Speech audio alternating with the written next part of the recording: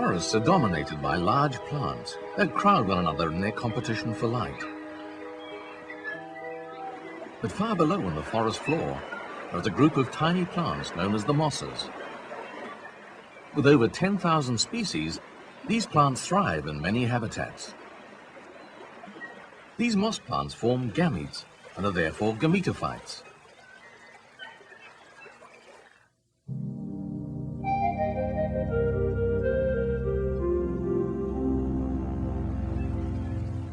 Moss gametophytes are haploid, containing only one set of chromosomes.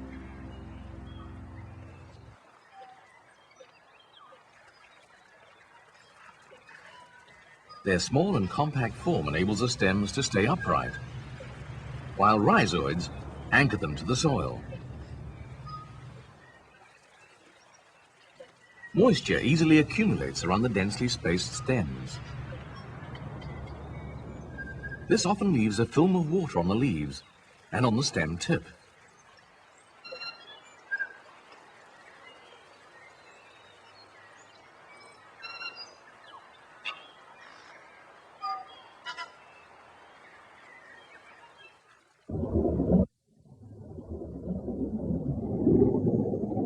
Hair-like growths called paraphyses help to hold the water around the stem tips.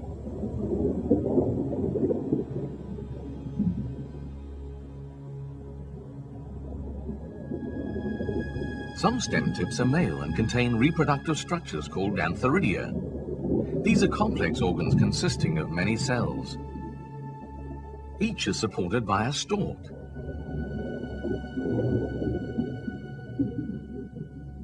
The upper portion consists of an outer protective jacket that surrounds a group of sperm cells.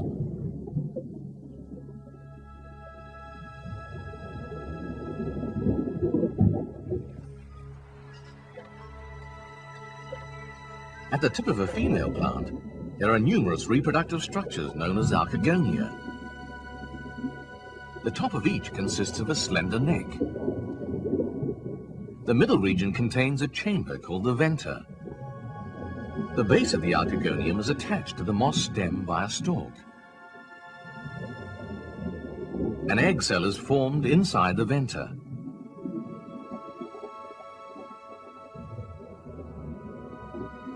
Inside the neck, the breakdown of cells forms a central canal containing sperm attractant.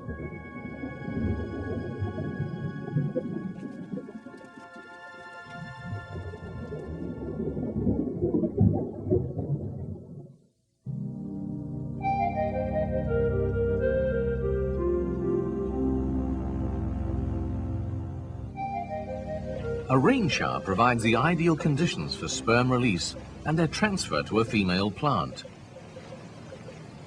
Droplets of rainwater collect at the tips of the moss stems. Inside the drop of water at the tip of the male stem, the antheridia open. This releases cells containing sperm, which float up to the surface.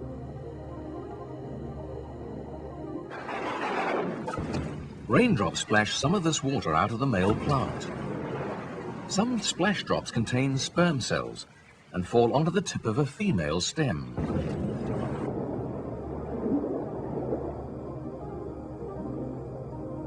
The sperm now escape from their surrounding membrane and use their flagella to move about in search of an egg.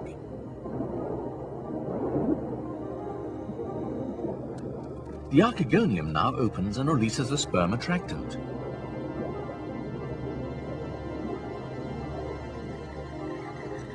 The sperm swim towards the source of the attractant and into the opening.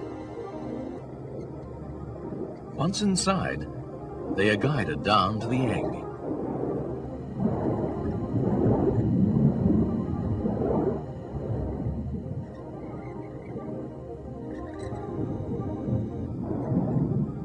The first sperm to arrive enters the egg cell.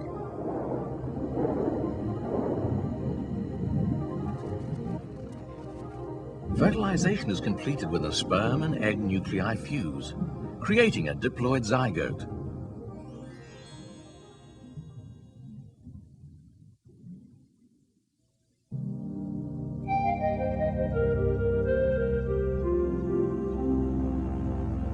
After fertilization, many changes take place on the female stem tip. At first, the zygote remains within the venter, where it forms an embryo. However, one end of the embryo soon grows out of the venter and into the female stem. This allows it to obtain water and nutrients from the female plant.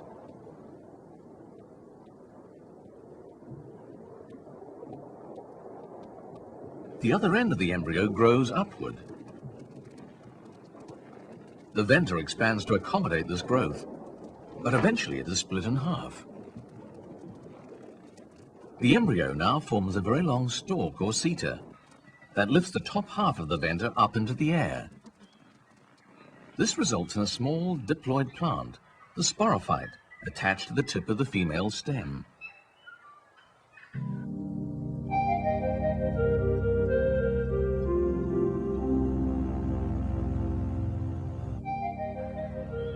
These female stems have all been fertilized and support sporophytes above them. The tip of each is covered by the torn venter, or calyptera. This soon falls away, exposing a capsule, or sporangium. The capsule contains fertile tissue consisting of sporocytes.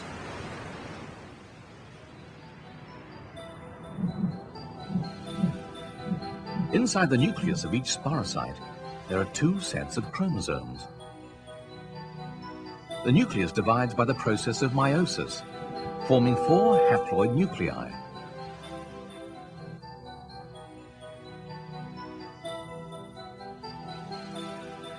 Thin walls now form around each nucleus, resulting in a cluster of 4 cells, known as the tetrad.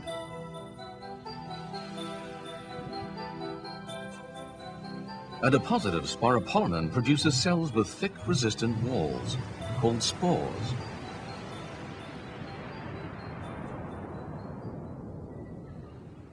As the spores are forming, the capsule dries out and hardens. Soon the lid, or operculum, falls away, revealing a ring of fine teeth called the peristome.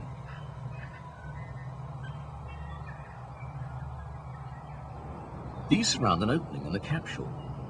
As they dry out, they bend backwards, allowing the spores to escape. A light breeze is all it takes to carry the spores away from the parent plant.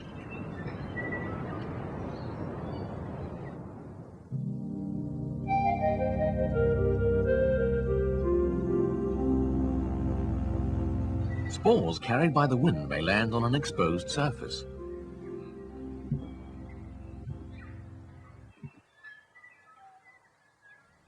After rain, the spore cell absorbs water and germinates. But instead of growing into a new moss plant, it forms a branched filamentous protonema.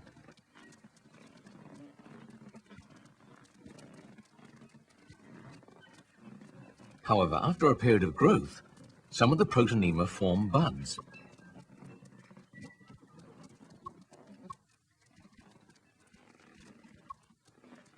Each bud will proceed to grow into a new leafy gametophyte.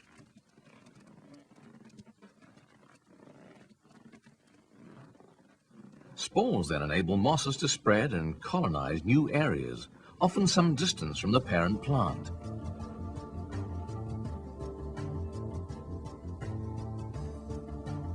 Using both gametes and spores, these unassuming members of the plant kingdom quietly proceed to thrive and multiply. They have successfully spread from polar regions to the tropics and are equally at home in our cities or in the countryside. Perhaps a key to their success is their small size. Perhaps it is due to their ancient lineage, going back more than 400 million years, to a time when plants were first colonizing the land. Whatever the reason, these tough yet attractive opportunists hold many surprises for the interested observer.